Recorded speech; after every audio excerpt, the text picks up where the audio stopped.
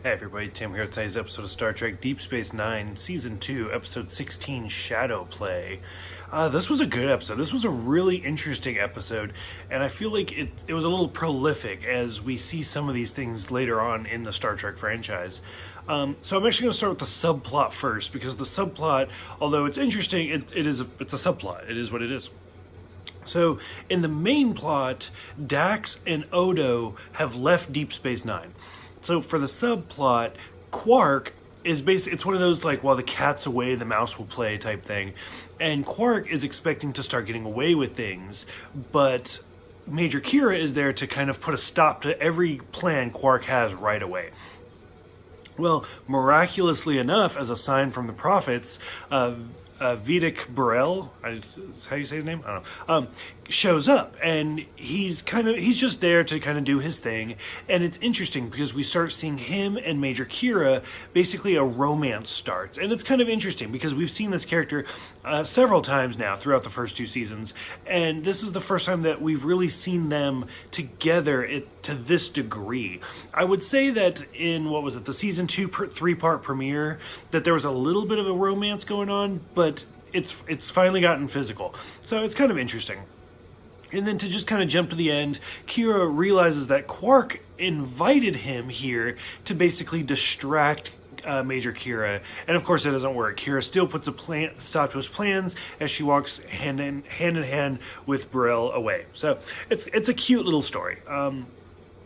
So, that aside, the main plot of this story, which is really interesting to me. So, Kira and Odo go down to this planet, and they meet Colas, I think is how you say his name, which right there, it's kind of interesting. He's played by the late, great Kenneth Mars, and who's a terrific actor. And it's interesting because this is almost a Little Mermaid reunion. If you guys have seen the Disney's Little Mermaid movie, Kenneth Mars, who is in this episode, played King Triton. And then I'm sure most of you know Rene Auberjois, who plays Odo, was the voice of King Louis. So it's kind of interesting to see these two characters interact. I seriously doubt they ever met while filming The Little Mermaid, while doing the voice acting. But it's interesting to see them, because especially Kenneth Mars, not every line, but occasionally he'll hit a certain note where you're like, oh, yep, that's Triton. So I kind of I thought that was interesting. So during all of this, so they get to the city, and 22 people in the last year have gone missing. And so Odo and Dax have taken it upon themselves to start investigating, which that alone, it's a pretty interesting plot. I'm just going to jump to the end, kind of boil it down, because I don't like these videos to go on for too long. And it turns out that this whole city is just a hologram, and all of these people are fake. So Dax tells all of these people, hey, you're not actually real. And the only way we can bring these missing people back is because the holodeck is basically malfunctioning, and we have to turn it off and turn it back on. And then things will go back the way. And so to watch these people find out that none of them are real, they're fake people, it's kind of interesting. And it's something we've seen before in The Next Generation with Moriarty. And then sentient holograms is something we'll see again later on with Voyager in, like, The Doctor. So it's kind of interesting to watch this type of problem develop. And although it's not really discussed in this episode, it's interesting to start looking at, do holograms have rights, and are they sentient beings? So I don't know, I thought this episode was really interesting. When we get to the end, they turn it off, and then one man is left standing, and he's like, so my planet was invaded by the Dominion, and this is now the third time we've heard of the Dominion, and he's like, they basically wiped my people out.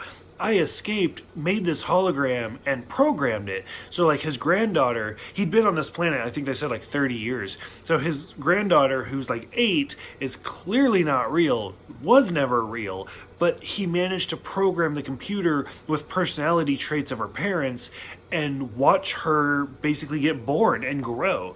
So she's completely fake, she's artificial, but it's still kind of a real person to him. And so he decides to stay and live out the rest of his life on this hologram, this holodeck. It's really interesting. This is a great episode. I really, really enjoyed this one. So for those who have seen this one, what did you guys think about this whole holographic fake civilization? Would you have just shut it off and left it off, made the guy come with you, or would you have let him live out his days in this peaceful fake family? And then what do you guys think about this episode in general? What do you guys think about the Disney reunion? Thank you guys for everything. I always appreciate your comments, the likes, the subscriptions, all of it. Thank you guys. I can't thank you enough. I will see you guys next time for Playing God.